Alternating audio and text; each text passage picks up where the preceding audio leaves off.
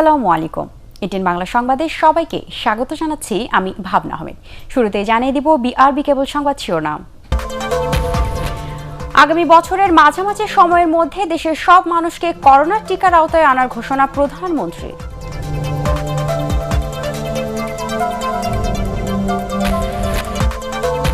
পহেলা November শুরু হবে 12 থেকে 17 বছর বয়সীদের করোনার টিকা দেওয়া, জানালেন মন্ত্রিপরিষদ সচিব।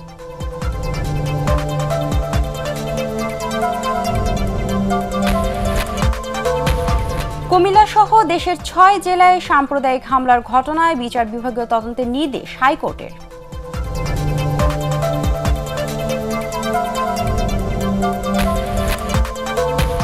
আন্তর্জাতিক বাজারের সাথে সমন্বয় করে জ্বালানি তেলের দাম বাড়াতে চায় বিপিসি।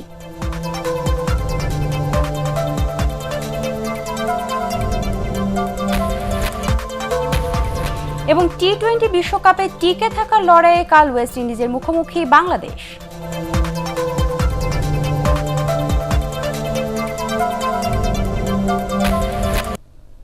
শুনছিলেন বিআরবি কেবল সংবাদ শিরোনাম।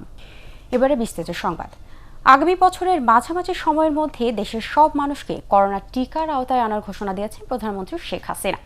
প্রধানমন্ত্রীর ত্রাণ ভাণ্ডারে শীতবস্ত্র গ্রহণ অনুষ্ঠানে তিনি এসব ঘোষণা দেন। শীতকালে যেন করোনা ভাইরাসের প্রাদুর্ভাব দেখা না দেয়, সেজন্য দেশবাসীকে এখন থেকেই সতর্ক থাকার পরামর্শ দেন প্রধানমন্ত্রী। আপেল মাহমুদের রিপোর্ট। প্রধানমন্ত্রীর ত্রাণ ভাণ্ডারে 26,45,000 পিস শীতবস্ত্র প্রদান করেন দেশের 37টি আর্থিক প্রতিষ্ঠান। গণভবন থেকে নিজ কার্যালয়ে ভার্চুয়ালি যুক্ত হয়ে এসব বস্ত্র গ্রহণ করেন প্রধানমন্ত্রী শেখ হাসিনা। শীতার্ত মানুষের সহযোগিতায় ত্রাণ ভাণ্ডারে শীতবস্ত্র প্রদানের জন্য ব্যবসায়ীদের ধন্যবাদ জানান প্রধানমন্ত্রী। সরকারের সঠিক পদক্ষেপে করোনা সংক্রমণ নিয়ন্ত্রণ সম্ভব হয়েছে দাবি করে তিনি শীতে যেন এটি প্রকট আকার ধারণ না করে এজন্য দেশবাসীকে সতর্ক করেন। বাংলাদেশের সবাইকে একটু সতর্ক থাকার জন্য আমি অনুরোধ করছি, কারণ শীতকাল আসলে একটু ঠান্ডা লাগে, সর্দি কাশি হয়, আর সর্দি কাশিটা হলেই কিন্তু এই করোনা ভাইরাসটা, এটা তো সাধারণত বলে যে আমাদের সাইনাসের যে মাথা বাসা গাড়ে, তো সেই দিকে সবাইকে একটু সতর্ক থাকতে হবে। প্রত্যেকে আমি বলবো যে দেশের সব স্তরের মানুষকে আমি আহ্বান করব, মাস্ক পরতে হবে। মাস্ক পরার সাথে সাথে নিজেদের খাদ্য তালিকায় যেমন ভিটামিন সিটা যেন একটু বেশি থাকে। দেশে সব মানুষকে আগামী বছরের মধ্যে টিকা দেওয়ার লক্ষ্যমাত্রার কথাও জানান তিনি। আমরা দেখছি যে করোনা নাই, সবাই একটু আইসি ভাব এসে গেছে, কিন্তু এখন সময় এসছে আবার সতর্কতা অবলম্বন করা। আর সতর্কতা অবলম্বন করতে পারলে ইনশাল্লাহ আমাদের আর এই প্রাদুর্ভাব বাংলাদেশকে আক্রমণ করতে পারবে না। আর ইতিমধ্যে আমরা টিকাদান কর্মসূচি যেটা চালাচ্ছে, আগামী বছরের মাঝামাঝি সময়ের মধ্যে আমরা সকল মানুষকে টিকা দিতে সক্ষম হব। এ সময় প্রধানমন্ত্রীর পক্ষে ত্রাণ ভাণ্ডারে আর্থিক অনুদান গ্রহণ করেন প্রধানমন্ত্রীর মুখ্য সচিব। Apple Mahmud, ATN Bangla, Dhaka. আগামী পয়লা নভেম্বর থেকে শুরু হচ্ছে 12 থেকে 17 বছর বয়সী শিক্ষার্থীদের করোনার টিকা দেওয়া।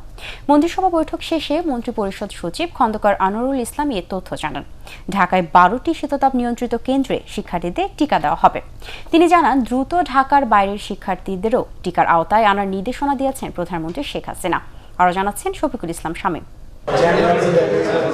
12 থেকে 17 বছরের স্কুলের ছাত্রছাত্রীদের টিকা কার্যক্রম শুরুর সিদ্ধান্ত নিয়েছে সরকার। প্রধানমন্ত্রীর সভাপতিত্বে অনুষ্ঠিত মন্ত্রিপরিষদের বৈঠকের সিদ্ধান্ত অনুযায়ী 1 নভেম্বর এ কার্যক্রম শুরু হবে। রাজধানীর শীততাপ নিয়ন্ত্রিত 12টি স্থানে দেয়া হবে এ টিকা। মন্ত্রিপরিষদ সচিব সাংবাদিকদের জানান, ঢাকার কমিউনিটি সেন্টারগুলোকেও পরবর্তীতে শিক্ষার্থীদের টিকা কেন্দ্র হিসেবে ব্যবহারের প্রস্তাবনা এসেছে।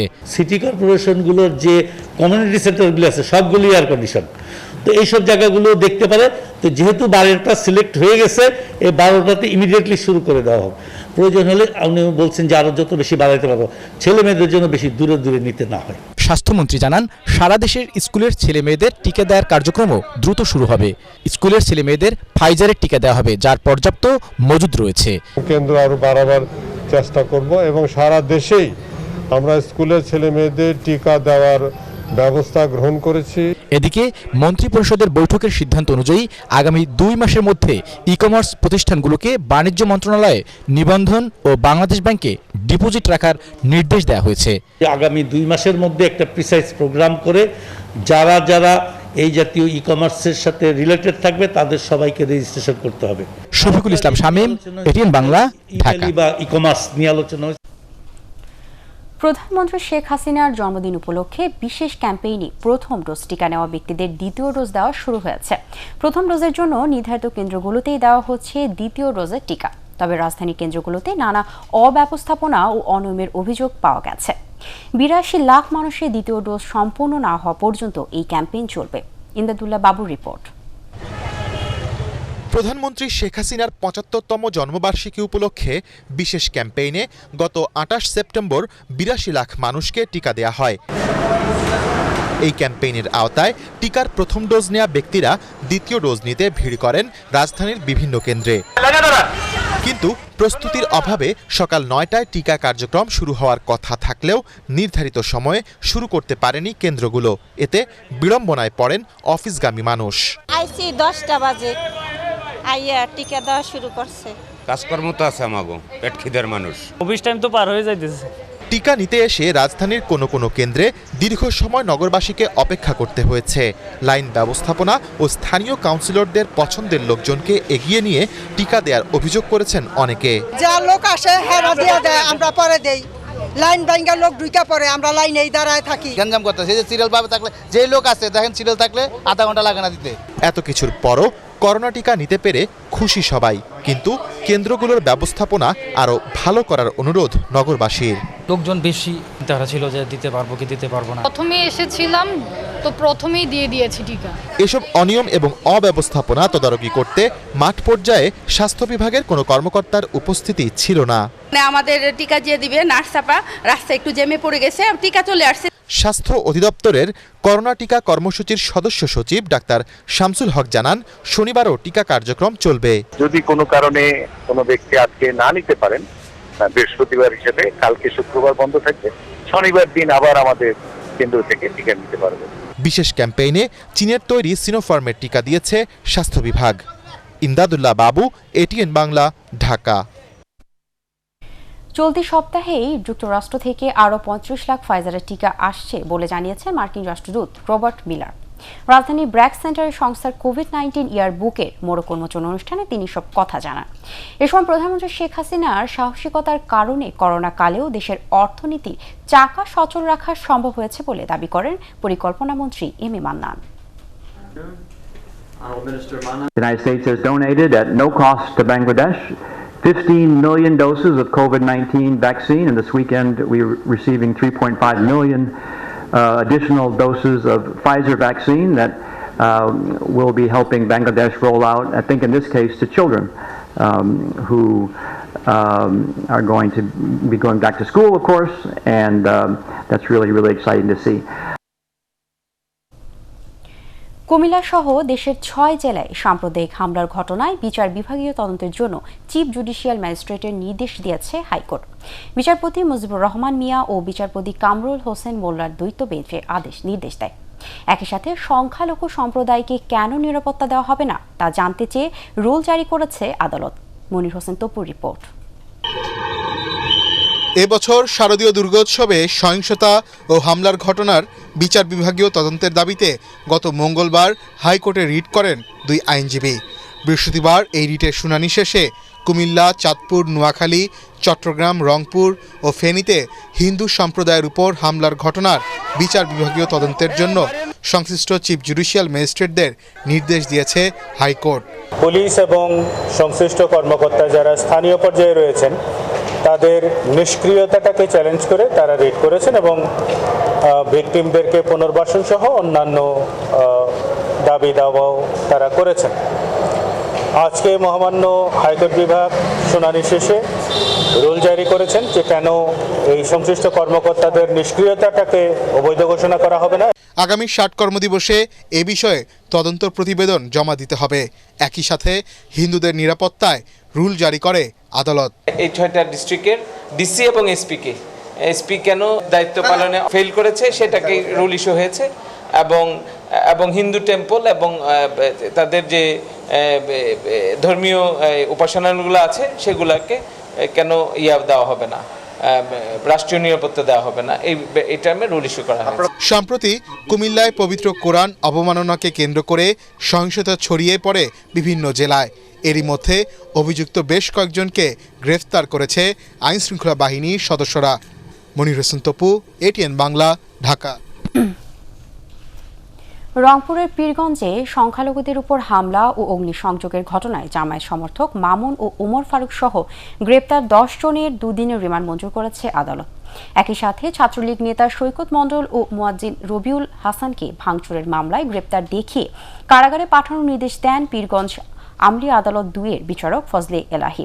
এর আগে সকালে আসামিদের রিমান্ড শুনানির জন্য আদালতে হাজির করা হয়। রংপুরে পুলিশ সুপার বিপ্লব কুমার সরকার জানান, সংখ্যালঘুদের উপর হামলার ঘটনায় গ্রেপ্তার 70 জনের মধ্যে স্বীকারোক্তিমূলক জবানবন্দি দিয়েছেন 7 জন।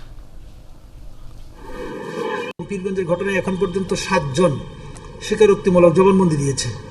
তারা নিজেদের দোষ স্বীকার করে এবং কারা কারা এই ঘটনার সঙ্গে সম্পৃক্ত সেই দোষ স্বীকার করে তারা স্বীকারোক্তিমূলক জবানবন্দি দিয়েছে। এই ঘটনার যে পেছনের যে নায়কেরা, সেই নায়কদের অনেকেই গ্রেপ্তার হয়েছে, যারা বাকি আছে তাদেরকে অতি সত্বর গ্রেপ্তার করা সম্ভব হবে। বিভিন্ন মন্দির ও হিন্দু সম্প্রদায়ের বাড়িঘরে হামলার সাথে দেশ বিরোধী অপশক্তি জড়িত বলে মন্তব্য করেছেন ধর্ম প্রতিমন্ত্রী ফরিদুল হক খান দুলাল। তিনি জানান, কুমিল্লায় পবিত্র কোরআন শরীফ অবমাননার ঘটনা পরিকল্পিত। এই ঘটনায় আওয়ামী লীগের কেউ জড়িত থাকলে তাকেও ছাড় দেওয়া হবে না। কুমিল্লার নানুয়ার দিঘির পাড়ে ঘটনাস্থল পরিদর্শন শেষে তিনি এসব কথা বলেন। এর আগে ক্ষতিগ্রস্ত নগরীর বেশ কয়েকটি মন্দির ও পূজা মণ্ডপ এলাকা পরিদর্শন করেন ফরিদুল হক খান দুলাল। অপশক্তি বলতে যারা দেশের বিরুদ্ধে কাজ করে তাদেরকে অপশক্তি বোঝায়, এবং তারা যে দলেরই হোক না, আমার দলেরও যদি কেউ করে থাকে সে ওই অপশক্তির আন্ডারে এসে পড়বে এবং তাকেও ছাড় দেওয়া হবে না। কোনো অবস্থাতেই এই ধরনের কোনো ঘটনা কোথাও যেন ঘটতে না পারে তার জন্য সবাইকে কাজ করতে হবে ঐক্যবদ্ধ। আন্তর্জাতিক বাজারের সাথে সমন্বয় করে জ্বালানি তেলের দাম বাড়াতে চায় বাংলাদেশ পেট্রোলিয়াম কর্পোরেশন। তবে বিশ্ববাজারের দাম কমলে দেশের বাজারেও কমানোর নিশ্চয়তা চান বিশেষজ্ঞরা। যে শ্রেণীর মানুষের জন্য ভর্তুকি দেয় সরকার, তাদের কাছে সরাসরি তা পৌঁছানোর ব্যবস্থা করার কথাও বলেন তারা। ফজর রাব্বির রিপোর্ট। চলতি বছরের শুরুর দিকে আন্তর্জাতিক বাজারে ব্যারেল প্রতি অপরিশোধিত জ্বালানি তেলের দাম ছিল $49। এরপর অব্যাহতভাবেই বাড়ছে এই তেলের দাম। অক্টোবরের শেষ সপ্তাহে এসে এই তেলের দাম বেড়ে হয়েছে প্রতি ব্যারেল প্রায় $84। 20 অক্টোবরের হিসাবে আন্তর্জাতিক বাজারে ডিজেলের দাম উঠে যায় প্রায় $94.59, যা ইতিহাসের সর্বোচ্চ। এ পরিস্থিতিতে বাংলাদেশ পেট্রোলিয়াম কর্পোরেশন বলছে, বাড়তি দামে তেল কিনে দেশের বাজারে বিক্রি করতে গিয়ে ব্যাপক লোকসানের মুখে পড়তে হচ্ছে তাদের। এখন প্রতিদিন প্রায় 20 কোটি টাকার উপরে আমাদের দুইটা পণ্যেরই লস হচ্ছে, একটা হলো ডিজেল আর একটা হলো ফার্নেস অয়েল। আর যেগুলো আছে আপনার পেট্রোল, তারপরে অকটেন, আর হচ্ছে আপনার জেট ফুয়েল যেটা বিমানে, এই 3টা পণ্যে আমরা কিন্তু কমফোর্ট জোনে আছি। এই 3টা আমাদের পণ্যটার ভ্যালুয়েশন আমরা অ্যাজ পার ডিমান্ড আমরা এটাকে মূল্য বৃদ্ধির সাথে আমরা এটাকে সমন্বয় করি। একই সাথে দেশের বাজারে প্রতিবেশী দেশের চেয়ে জ্বালানি তেলের দাম অনেক কম হয় পাচারের আশঙ্কাও করছে সংস্থাটি। আমরা পার লিটার বিক্রি করছি 65 টাকা ডিজেল, সেখানে পার্শ্ববর্তী দেশে এটা বাংলাদেশি টাকায় সেটা প্রায় 118 টাকার মতো, তার মানে প্রায় 50-53 টাকার উপরে এই পার্থক্যটা আমাদের জন্য একটু মানে একটা ভীতির কারণ হয়ে যাচ্ছে। তবে আন্তর্জাতিক বাজারে দাম কমলে দেশের বাজারে দাম কমানোর নিশ্চয়তা চায় বিশেষজ্ঞরা। আন্তর্জাতিক বাজারে যখন দাম কমে যাবে তখন আমরাও যুক্তিসঙ্গত কারণেই আমাদের দাবি থাকবে যে আমাদের এখানে যেন দাম কমিয়ে দেওয়া হয়। অনেক কালক্ষেপণ হয়েছে। সারা পৃথিবী যেভাবে তেলের, গ্যাসের এবং অন্যান্য জ্বালানির দাম নির্ণয় করে মার্কেট ভিত্তিক বেসিসে, আমাদেরকেও সেই রকম একটা আধুনিক পদ্ধতিতে চলে যাওয়া দরকার। যাদের কারণে ভর্তুকি দিয়ে দেশের বাজারে তেল বিক্রি করে সরকার, তাদের কি হবে? এমন প্রশ্নের জবাব দেন এই বিশেষজ্ঞ। ডিজেলের উপরে যদি ঢালাওভাবে সাবসিডি দিই তাহলে সবাই, এই যে পেজেরো যারা চালায় তারাও কিন্তু সাবসিডিটা পায়। হ্যাঁ, তাহলে আমরা এমনভাবে সাবসিডি দেব যেন যাদেরকে আমরা সাবসিডি দিতে চাই তারা যেন পায়। তার মানে ডাইরেক্ট, ইনডাইরেক্ট সাবসিডি যেন আমরা না থাকি। জ্বালানি তেলের দাম এনার্জি রেগুলেটরি কমিশনের নির্ধারণ করার কথা থাকলেও বর্তমানে এটি করে সরকারের জ্বালানি বিভাগ। তবে এখন আন্তর্জাতিক বাজারের সাথে সমন্বয় করে প্রতি মাসে ডিজেল, অকটেন, পেট্রোল ও কেরোসিনের দাম নির্ধারণ করতে চায় বিপিসি। ফজল রাব্বি, এটিএন বাংলা, ঢাকা। দুদিনীয় পাটুরিয়ার আংশিক ডুবে যাওয়া ফেরিটি তীরে তোলা সম্ভব হয়নি। ফেরিটি তুলতে আরও 1 সপ্তাহ লাগতে পারে বলে জানিয়েছেন ফায়ার সার্ভিস। পাটুরিয়ার ফেরি ডুবির ঘটনায় এখনও 4টি ট্রাক তোলা সম্ভব হয়নি। শফিকুল ইসলাম শামীমের আরেকটি রিপোর্ট। বৃহস্পতিবার সকাল 8:30টার দিকে পাটুরিয়ার 5 নম্বর পন্টুনে আংশিক ডুবে যাওয়া ফেরি তীরে তুলতে উদ্ধারকারী জাহাজ হামজা আবারও কাজ শুরু করে। হতাহতের কোনো ঘটনা না থাকায় ফায়ার সার্ভিস ও নৌবাহিনীর ডুবুরি দল মূলত ডুবে যাওয়া যানবাহনগুলো শনাক্তের কাজ করছে। এর মধ্যে কয়েকটি ট্রাক পদ্মা নদীর বিভিন্ন এলাকায় শনাক্ত করে রশি দিয়ে বেঁধে রাখা হয়েছে। আমার দাবি, আমার গাড়ি সহ মাল সহ প্রায় 50 লক্ষ টাকা ক্ষতি হয়েছে। কর্তৃপক্ষের কাছে এই দাবি, আমার এই ক্ষতিপূরণ দিতে হবে এবং আমাদের গাড়িগুলো প্রায় 24 ঘন্টা যাবত পানির নিচে রয়েছে। আমরা তাদের কাছে অনেক অনুরোধ করছি যে আমাদের এই গাড়িগুলো অতি তাড়াতাড়ি পানির নিচ থেকে উপরে উঠানোর জন্য। 24 ঘন্টা পার হয়ে গাড়ি পেয়ে যায়, পানিতে এখনো গাড়ি উঠায় না, কোনো সাহায্য করে না। এখন কেন হামজা আছে, একে বলছি তার সাহায্য করেন আমাকে। দুর্ঘটনার পরপরই ফেরি তীরে তুলতে উদ্ধারকারী জাহাজ হামজা কাজ শুরু করলেও আমানত শাহর ওজন বেশি থাকায় ঘটে বিপত্তি। বাকিগুলাকে শনাক্ত করা হয়েছিল, রশি দিয়ে বাঁধা হয়েছিল। আজকে সেইটাই ট্রাকগুলো উদ্ধারের প্রক্রিয়া চলছে। কিছুক্ষণ আগে আপনারা দেখছেন একটা ট্রাককে স্টিলের ওয়্যার দিয়ে বেঁধে ওঠানোর চেষ্টা করা হয়েছিল, কিন্তু সেটা ছিঁড়ে গেছে। পুনরায় সেটা আবার উদ্ধার করার জন্য প্রক্রিয়া চলছে। আমাদের এই ফেরি উদ্ধারের কোনো সরঞ্জামাদি নাই, আমাদের মূল কাজ হলো উদ্ধার কাজ। স্থানীয় প্রশাসন, আইনশৃঙ্খলা বাহিনীর সদস্যরা উদ্ধার কাজে সহযোগিতা করছে। বর্তমানে পাটুরিয়া 5 নম্বর ফেরিঘাটটি যান চলাচলের জন্য বন্ধ রাখা হয়েছে। আমানত শাহ ফেরিটি যখন যানবাহন নামাচ্ছিল ঠিক তখনই কাত হয়ে ডুবে যায়, আর এ কারণেই এই দুর্ঘটনা হয়। তবে কী কারণে এই দুর্ঘটনা ঘটেছে তা এখন পর্যন্ত জানা সম্ভব হয়নি। শফিকুল ইসলাম শামীম, এটিএন বাংলা, পাটুরিয়া, মানিকগঞ্জ। রাজনৈতিক কর্মসূচির নামে আগামীতে বিএনপি রাজপথে কোনো ধরনের বিশৃঙ্খলার চেষ্টা করলে তা কঠোরভাবে প্রতিহত করার ঘোষণা দিয়েছেন আওয়ামী লীগ সাধারণ সম্পাদক ওবায়দুল কাদের। তার মতে বিএনপির কর্মসূচি মানেই জনমনে আতঙ্ক সৃষ্টি করা। আবেল মাহমুদের আরেকটি রিপোর্ট। সাম্প্রদায়িক হামলার প্রতিবাদে গত মঙ্গলবার রাজধানীতে প্রতিবাদ কর্মসূচি পালন করে বিএনপি। এ সময় আইনশৃঙ্খলা বাহিনীর সাথে সংঘর্ষে জড়িয়ে পড়ে দলের নেতাকর্মীরা। কর্মসূচির নামে তাদের এ বিশৃঙ্খলার সমালোচনা করেছেন আওয়ামী লীগ নেতারা। রাজধানীর বাসভবনে নিয়মিত ব্রিফিংয়ে সাধারণ সম্পাদক ওবায়দুল কাদের অভিযোগ করেন, সম্প্রীতি সমাবেশের নামে ষড়যন্ত্র বাস্তবায়নেই বিএনপির রাজনীতি। বিএনপি কর্মসূচি মানেই জনগণের মাঝে আতঙ্ক সৃষ্টি করা। আমরা বিএনপিকে সতর্ক করে বলতে চাই, কর্মসূচির নামে কোনোরূপ সন্ত্রাস সৃষ্টি কিংবা জনভোগান্তি সৃষ্টি করলে বাংলাদেশ আওয়ামী লীগ বসে থাকবে না, জনগণকে নিয়ে প্রতিহত করবে। রাজধানীর সিডাপ মিলনায়তনে আয়োজিত পৃথক আলোচনা সভায় কুমিল্লায় পবিত্র কোরআন শরীফ অবমাননায় বিএনপি সরাসরি জড়িত বলে দাবি করেন আওয়ামী লীগের যুগ্ম সাধারণ সম্পাদক মাহবুবুল আলম হানিফ। আমাদের কুমিল্লার ঘটনার সঙ্গে যে বিএনপির সম্পৃক্ততা ইতিমধ্যে প্রমাণ হয়েছে। কোরআন শরীফ যে মন্দিরে রেখেছিলেন সেই ইকবাল, সে কার পরামর্শে রেখেছিল ইতিমধ্যেই স্বীকারোক্তি করেছে। এবং এই ঘটনার সঙ্গে কুমিল্লা স্বেচ্ছাসেবক দলের নেতা, বিএনপির ওয়ার্ড কাউন্সিলর সহ বিএনপির বেশ কিছু নেতার নাম এসেছে। এদিকে সাম্প্রদায়িক সম্প্রীতি নষ্টের চেষ্টা ও সারা দেশে সনাতন ধর্মাবলম্বীদের বাড়িঘরে হামলার ঘটনাকে কেন্দ্র করে ফেসবুক, ইউটিউব সহ অন্যান্য সামাজিক যোগাযোগ মাধ্যমে অপপ্রচারের জন্য সংশ্লিষ্ট কর্তৃপক্ষের বিরুদ্ধে আইনগত ব্যবস্থা নেওয়ার দাবি জানান আওয়ামী লীগ নেতারা। Appeal Mahmud, ATN Bangla, Dhaka.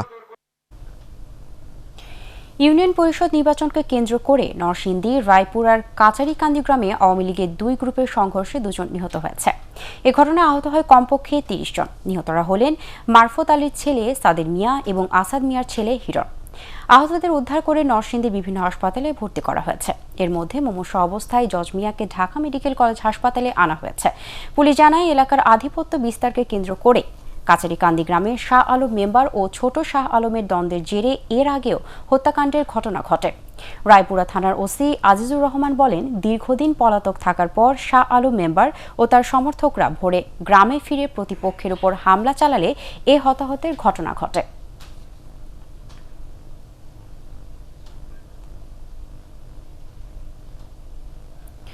জনগণ নয়, সরকার ব্যবসায়ীদের স্বার্থ রক্ষার কাজ করছে বলে অভিযোগ করেছেন বিএনপির স্থায়ী কমিটির সদস্য নজরুল ইসলাম খান। নিত্যপণ্যের মূল্য বৃদ্ধির প্রতিবাদে জাতীয় প্রেস ক্লাবের সামনে আয়োজিত মানববন্ধনে তিনি অভিযোগ করেন। তার ভাষায়, জনগণের প্রতি দায়বদ্ধতা না থাকায় নিত্যপণ্যের অস্বাভাবিক মূল্য বৃদ্ধিতে সরকারের তেমন ভ্রুক্ষেপ নেই। এ সময় বিএনপির সিনিয়র যুগ্ম মহাসচিব রুহুল কবির রিজভী অভিযোগ করেন, দ্রব্যমূল্য বাড়িয়ে জনগণের টাকা লুটপাট করাই সরকারের উদ্দেশ্য। এই সরকার যদি দায়িত্বে থাকে তাহলে দ্রব্যমূল্য কমার কোনো সম্ভাবনা নাই, আরো বাড়বে। কেন বাড়বে? কারণ এই সরকার জনগণের ভোটে নির্বাচিত না, জনগণের কাছে দায়বদ্ধ না, জনগণকে জবাবদিহিতা করতে বাধ্য না। কাজেই আমাদের এমন সরকার দরকার যেই সরকারকে আমরা নির্বাচিত করব, আমাদের কাছে দায়বদ্ধ থাকবে। নিত্যপণ্যের অস্বাভাবিক দাম বৃদ্ধিতে অসহনীয় সাধারণ মানুষের জীবনযাত্রা। পর্যাপ্ত সরবরাহের পরও চড়া ভোজ্য তেল, আলু ও ব্রয়লার মুরগির সহ অনেক পণ্যের দাম। খুচরা বিক্রেতারা বলছেন, সিন্ডিকেটের কারণেই বাজারে অস্থিরতা চলছে। স্বল্প আয়ের মানুষের জন্য টিসিবি ট্রাকেও সময় মতো পণ্য না পাওয়ার অভিযোগ করছেন ভোক্তারা। এ অবস্থায় নিত্য পণ্যের উৎপাদন বাড়াতে কৃষকদের প্রণোদনা বাড়ানোর পরামর্শ দিয়েছেন বিশ্লেষকরা। শারফুল আলমের রিপোর্ট।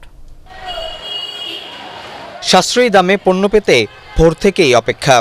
সরকারি বিপণন সংস্থা টিসিবির ট্রাক থেকে ন্যায্য মূল্যে চিনি, ডাল, তেল ও পেঁয়াজ পেতে এমন দীর্ঘ লাইন এখন রাজধানীর বিভিন্ন স্থানে। তবে সময় মতো পণ্য না পাওয়ার অভিযোগও বাড়ছে। 5 ঘন্টা গাড়ি দিচ্ছি, 5 ঘন্টা সকালে পরে এই গাড়ি মাল তো আইতেছে না। আমরা ভোর 6টার থেকে এসে লাইনে দেই, কিন্তু নিয়মিত দেখা যায় দেয় না, হঠাৎ করে দেয়। একটা গুদাম থেকে 105টা গাড়ি বের হচ্ছে।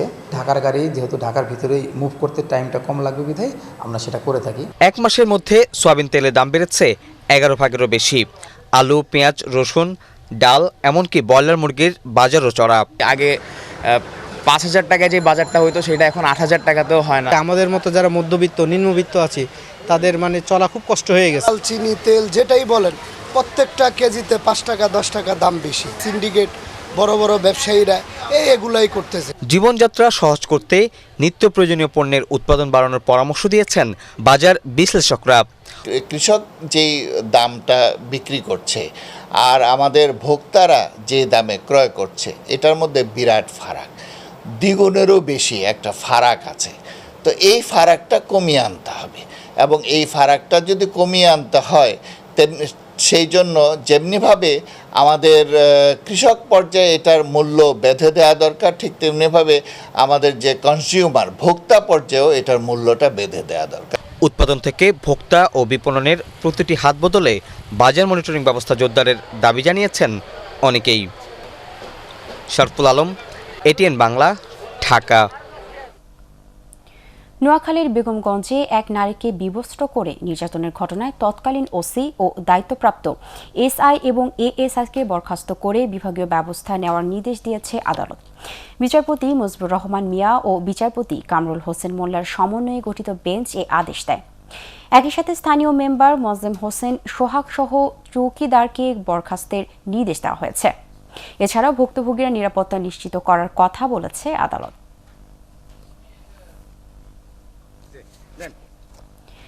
প্রাকৃতিক দুর্যোগ মোকাবেলায় বৈশ্বিক ও আঞ্চলিক সমন্বয় বাড়ানোর আহ্বান জানিয়েছেন পররাষ্ট্রমন্ত্রী ডক্টর এ.কে আব্দুল মোমেন।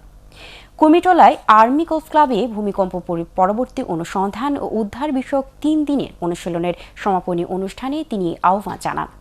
পররাষ্ট্রমন্ত্রী বলেন, দুর্যোগ ব্যবস্থাপনায় বাংলাদেশ রোল মডেল। দুর্যোগ ব্যবস্থাপনা ও ত্রাণ প্রতিমন্ত্রী ডক্টর এনামুর রহমান, মার্কিন রাষ্ট্রদূত রবার্ট মিলার, ঢাকা উত্তর সিটি কর্পোরেশনের মেয়র আতিকুল ইসলাম, সেনাবাহিনী প্রধান জেনারেল এস.এম. শফিউদ্দিন আহমেদ এ সময় উপস্থিত ছিলেন। দুর্যোগ ব্যবস্থাপনা ও ত্রাণ মন্ত্রণালয়, সশস্ত্র বাহিনী এবং মার্কিন সেনাবাহিনীর যৌথ উদ্যোগে আয়োজিত এই অনুশীলনে বিশ্বের 23টি দেশের 147টি সংস্থার 300-এরও বেশি প্রতিনিধি অংশ নেন। Internationally, Bangladesh is known as a role model of disaster management because of its functional regulatory framework, vibrant community, multi-hazard risk assessment, and strong institutions for working in disaster preparedness. Bangladesh believes that international cooperation is the ultimate way to to collectively address global threats of natural disasters as well as COVID-19 and the upcoming cyclone disasters. দেশে corona ভাইরাসে আরও 6 জনের মৃত্যু হয়েছে। তাদের মধ্যে 3 জন পুরুষ ও 3 জন নারী।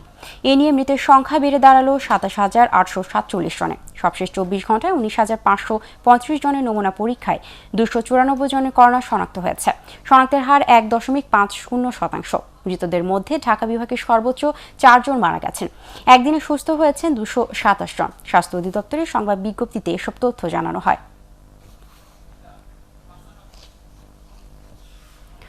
অবৈধ ওষুধের দোকানের বিরুদ্ধে অভিযানের পাশাপাশি সারা দেশে মডেল ফার্মেসি তৈরির ঘোষণা দিয়েছে ঔষধ প্রশাসন অধিদপ্তর। হাত বাড়ালেই পাওয়া যায় ঔষধ। যত্রতত্র ঔষধ বিক্রির কারণে মান ঠিক থাকছে না বলে মনে করেন চিকিৎসকরা। ঔষধ প্রশাসন অধিদপ্তর বলছে এতে অনেক সময় অসুখ ভালো হয় না, উল্টো সমস্যার সৃষ্টি হয়। মাহবুব কবির চপলের রিপোর্ট। ওষুধের মতো একটি স্পর্শকাতর জিনিস বিক্রি করা হচ্ছে যেখানে সেখানে। বিশেষ করে গ্রামাঞ্চলে মুড়ি মুরগির মতো বিক্রি হচ্ছে জীবন রক্ষাকারী ওষুধ। এতে মান কতটা ঠিক থাকছে তা নিয়ে সংশয় রয়েছে। প্রতিটি ওষুধের গুণগত মান অক্ষুণ্ণ রাখার জন্য উৎপাদন থেকে শুরু করে বাজারজাত করা পর্যন্ত নির্ধারিত তাপমাত্রায় সংরক্ষণ করতে হয়। আমাদের দেশে গ্রামেগঞ্জে অনেকেই টিন শেডে বা স্বেচ্ছেতে ঘরে ফার্মেসি বা ওষুধের দোকান করেন। অতি তাপমাত্রায় এবং স্বেচ্ছেতে স্থানে ওষুধের স্টোরেজ বা ফার্মেসিতে ওষুধের সঠিক মান নষ্ট করে। ওষুধের মান ঠিক রাখতে উন্নত মানের ফার্মেসি করার উদ্যোগ নিয়েছে ওষুধ প্রশাসন অধিদপ্তর। এরই মধ্যে সারা দেশে 668টি মডেল ফার্মেসি ও 42,000 মডেল মেডিসিন শপ তৈরি করা হয়েছে।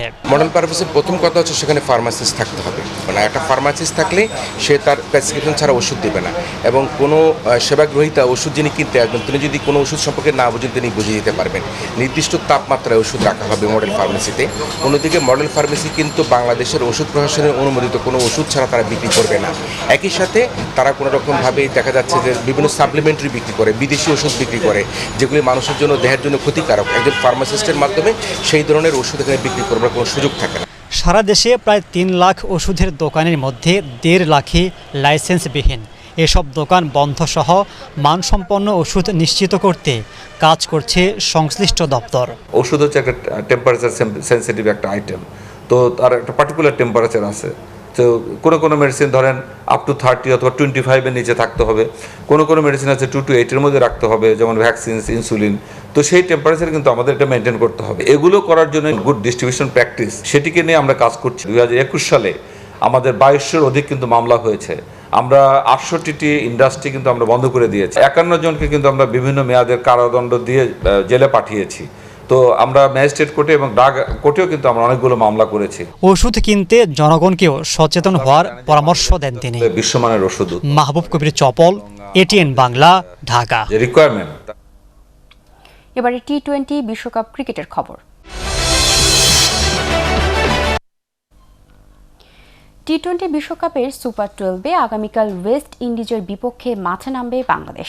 প্রথম 2 ম্যাচে হারায় উভয় দলের জন্যই ম্যাচটি বাঁচা মরার।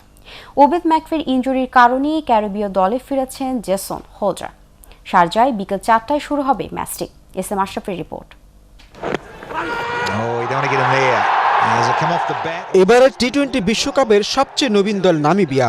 তারাও সুপার 12-এ অন্তত একটি ম্যাচ জয়ের স্বাদ নিয়ে দেশে ফিরতে পারবে, কিন্তু র্যাঙ্কিংয়ের 8 নম্বরে থাকা বাংলাদেশের সেই অভিজ্ঞতা হবে এমনটা ভাবার সাহসও পাচ্ছে না টাইগার সমর্থকরা।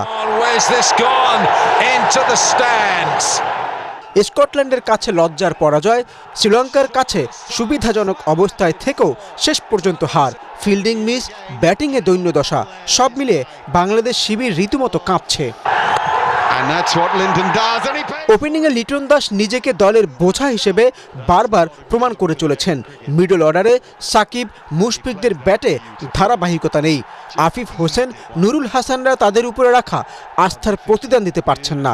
এমন দল কারো বিপক্ষে জিততে হলে চাই মিরাকল পারফরমেন্স।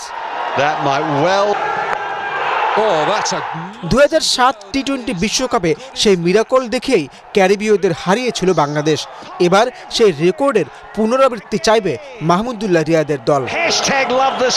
অন্যদিকে টি-20-র সেরা ব্যাটিং লাইন আপ নিয়েও দক্ষিণ আফ্রিকা ইংল্যান্ডের বিপক্ষে দাঁড়াতেই পারেনি ওয়েস্ট ইন্ডিজ।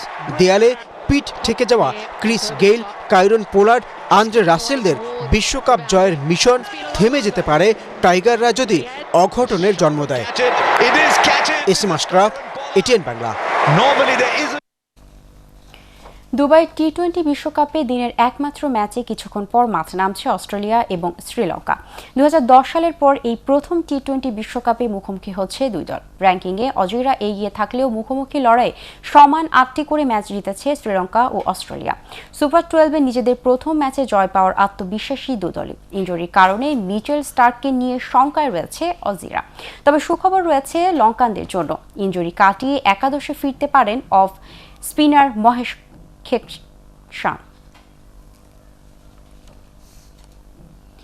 ক্ষমা চাইলেন দক্ষিণ আফ্রিকান উইকেট রক্ষক ব্যাটসম্যান কুইন্টন ডি কক। টি-20 বিশ্বকাপে গত রবিবার অস্ট্রেলিয়ার বিপক্ষে ম্যাচে ব্ল্যাক লাইভস ম্যাটার এর প্রতি সতীর্থরা সমর্থন জানালেও ডি কক তা করেননি। পরে ওয়েস্ট ইন্ডিজের বিপক্ষে ম্যাচের আগে হাঁটু গেড়ে বসা বাধ্যতামূলক করে দেয় দক্ষিণ আফ্রিকা। সেই ম্যাচটি ব্যক্তিগত কারণ দেখিয়ে খেলেননি ডি কক। স্বাভাবিকভাবেই তা অনেক সমালোচনার জন্ম দেয়। সেই অপরাধের জন্য ক্ষমা চেয়েছেন তিনি। দক্ষিণ আফ্রিকান ক্রিকেট বোর্ড ডি ককের এই ক্ষমা চাওয়াকে স্বাগত জানিয়েছে। ফলে শ্রীলঙ্কার বিপক্ষে ম্যাচে দেখা যেতে পারে এই প্রোটিয়া ব্যাটসম্যানকে। Dhaka metropolitan police commissioner Shafiqul ইসলামের চাকরির মেয়াদ আরও 1 বছর বাড়িয়েছে সরকার। জনপ্রশাসন মন্ত্রণালয়ের চুক্তি ও বৈদেশিক নিয়োগ শাখা থেকে এ সংক্রান্ত প্রজ্ঞাপন জারি করা হয়েছে। এতে আগামী 30 অক্টোবর বা যোগদানের তারিখ থেকে পরবর্তী 1 বছরের জন্য ডিএমপি কমিশনার হিসেবে তাকে চুক্তিভিত্তিক নিয়োগ দেওয়ার কথা উল্লেখ করা হয়েছে। 2019 সালের 13 সেপ্টেম্বর ডিএমপি 34তম কমিশনার হিসেবে দায়িত্ব নিয়েছিলেন শফিকুল ইসলাম। গুগল, ফেসবুক এবং অ্যামাজনের নিবন্ধন শেষে তাদের কাছ থেকে বকেয়া সহ সব রাজস্ব আদায়ের নির্দেশ দিয়েছে হাইকোর্ট। আজ এ সংক্রান্ত এক রায় প্রকাশ করেছে আদালত। এই নির্দেশ প্রতিপালনে জাতীয় রাজস্ব বোর্ডকে নির্দেশ দেওয়া হয়। এটা বাংলাদেশের জনগণের ন্যায্য পাওনা বলেও মন্তব্য করে আদালত। গুগল, ফেসবুক, অ্যামাজন সহ প্রত্যেক ইন্টারন্যাশনাল কোম্পানি যারা অনলাইনে ব্যবসা করেন তাদের কাছ থেকে এই ধরনের রাজস্ব আদায়ের যে অধিকার, এটি বাংলাদেশের জনগণের ন্যায্য পাওনা। অতএব অবশ্যই তাদেরকে নিয়ম অনুযায়ী বাংলাদেশে নিবন্ধন করতে হবে এবং ট্যাক্স, ভ্যাট, রাজস্ব সবকিছু প্রদান করতে হবে। এবারে আল আরাফা ইসলামী ব্যাংক অর্থ সংবাদ।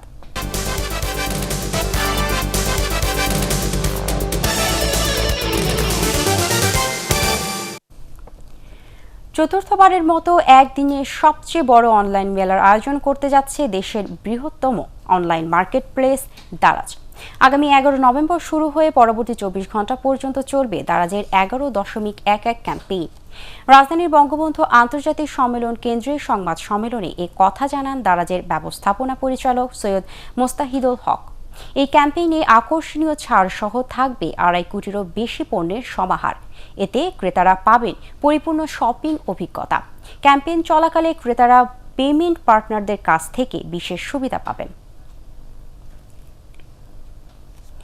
সারা দেশে নির্বাচিত স্টার এজেন্টদের ব্যবসা পরিচালনা ঝুঁকি নিরসন এবং পেশাগত দক্ষতা উন্নয়নে কর্মশালার আয়োজন করল বিকাশ।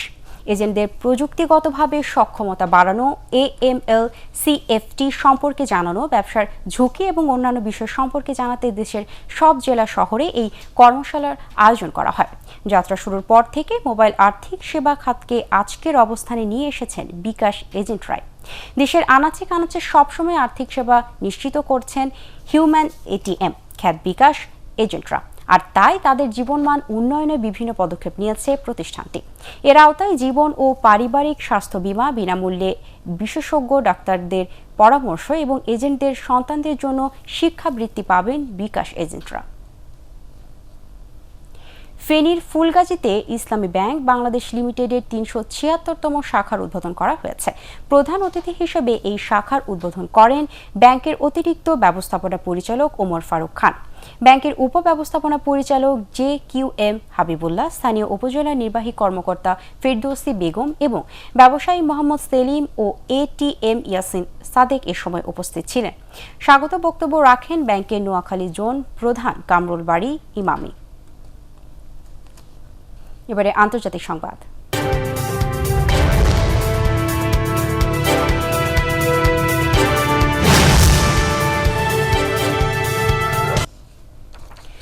অবশেষে মাদক মামলায় জামিন পেয়েছেন বলিউড মহাতারকা শাহরুখ খানের ছেলে আরিয়ান খান। একই সাথে জামিন পেলেন মুনমুন ধামেচা এবং আরবাজ মার্চেন্টো। আজ মুম্বাই হাইকোর্ট তাদের জামিন আবেদন মঞ্জুর করে। এর আগে গত দুদিন আরিয়ান খানের জামিন শুনানি হলেও রায় দেয়নি আদালত। ভারতের নার্কোটিক্স কন্ট্রোল ব্যুরো NCBর শুনানি শেষে এই রায় দেয় মুম্বাই হাইকোর্ট। আগামীকাল তাদের জামিন দেওয়ার কারণ জানাবে আদালত। তবে এর আগে মামলার তথ্য প্রমাণ লোপাটের আশঙ্কায় আরিয়ান, মুনমুন এবং আরবাজের জামিন আবেদন খারিজ করা হয়।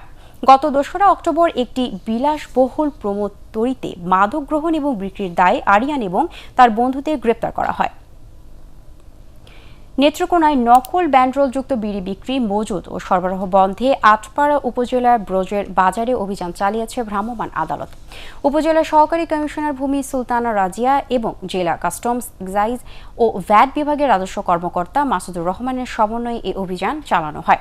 এ সময় রাজস্ব ফাঁকি দিয়ে বিড়ি বিক্রির দায়ে ভোক্তা অধিকার সংরক্ষণ আইনে ৬ ব্যবসায়ীকে ১৩,০০০ টাকা জরিমানা করে ভ্রাম্যমাণ আদালত। এবারে ইস্পাহানি শেয়ার বাজার সংবাদ।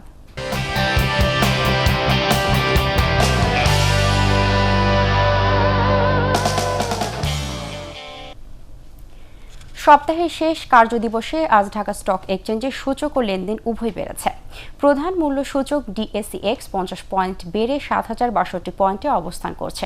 তবে সরিয়া সূচক 2 এবং 30 সূচক 5 পয়েন্টে কমেছে। দিন শেষে লেনদেন হয় ১,৭২৪ কোটি ৪৮ লাখ টাকার শেয়ার ও মিউচুয়াল ফান্ডের ইউনিট। লেনদেন হওয়া ৩৭৫টি কোম্পানির মধ্যে দাম বেড়েছে ২২৩টির, কমেছে ১৩১টি এবং অপরিবর্তিত রয়েছে ২১টি প্রতিষ্ঠানের শেয়ারের দাম। এবারে পার্টেক্স খেলার খবর।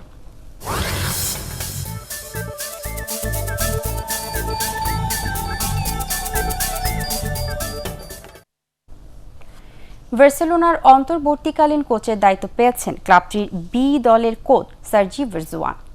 অফিসিয়াল ওয়েবসাইটে আনুষ্ঠানিকভাবে তাকে নিয়োগের বিষয়টি নিশ্চিত করেছে কাতালানরা। দলের প্রধান কোচ নিয়োগ দেওয়ার আগ পর্যন্ত বার্সেলোনার মূল দলের দায়িত্বে থাকবেন ৪৯ বছর বয়সী সার্জি ভিরজুয়ান। ১৯৯৩ থেকে ২০০২ সাল পর্যন্ত বার্সেলোনার জার্সি গায়ে খেলেছেন এই স্প্যানিশ লেফট ব্যাক।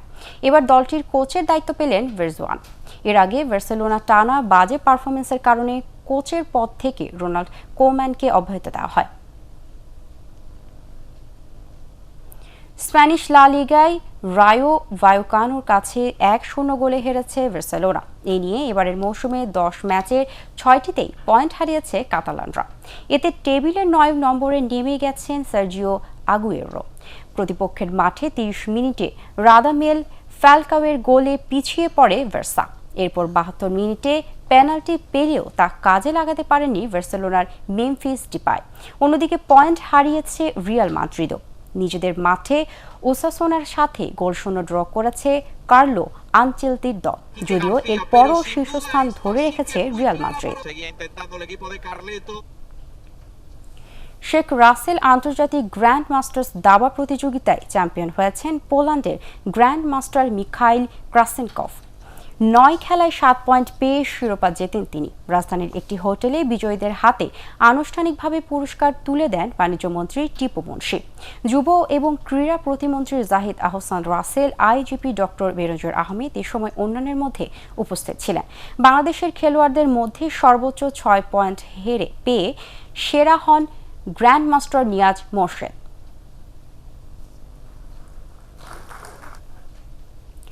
জাতীয় পর্যায়ে সেরা খেলোয়াড় খুঁজে বের করার পাশাপাশি পুলিশ বাহিনীর জন্য ভালো খেলোয়াড় তৈরির লক্ষ্যে শুরু হলো police kabaddi championship ২০২১। Mirpur POM kabaddi মাঠে প্রতিযোগিতার উদ্বোধন করেন পুলিশের ঢাকা রেঞ্জের DIG ও Bangladesh police kabaddi championship tournament পরিচালনা কমিটির সভাপতি হাবিবুর রহমান। এই টুর্নামেন্ট থেকে পাওয়া আত্মবিশ্বাস কাজে লাগিয়ে খেলোয়াড়রা জাতীয় ও আন্তর্জাতিক পর্যায়ে কৃতিত্ব দেখাবেন বলে আশাবাদ ব্যক্ত করেন তিনি।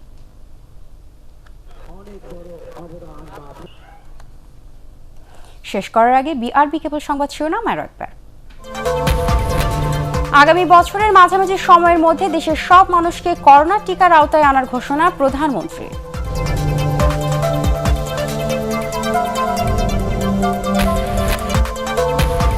পয়লা নভেম্বর শুরু হবে 12 থেকে 17 বছর বয়সীদের করোনা টিকা দেওয়া, জানালেন মন্ত্রিপরিষদ সচিব।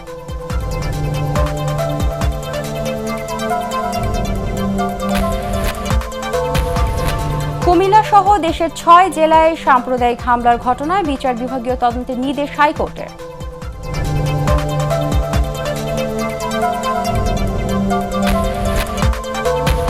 আন্তর্জাতিক বাজারের সাথে সমন্বয় করে জ্বালানি তেলের দাম বাড়াতে চায় BPC।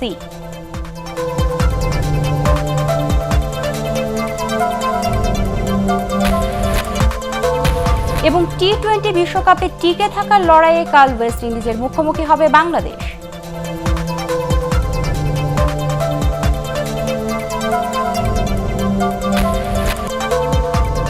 পরবর্তী সংবাদ দেখার আমন্ত্রণ জানিয়ে এখনকার মতো শেষ করছি। করোনা ভাইরাস থেকে নিজেকে সুরক্ষিত রাখতে মাস্ক পরুন এবং বারবার হাত পরিষ্কার করুন। এছাড়া ATN বাংলার সংবাদ ইউটিউবে দেখতে ব্রাউজ করুন YouTube/ATN বাংলা নিউজ। ধন্যবাদ সবাইকে।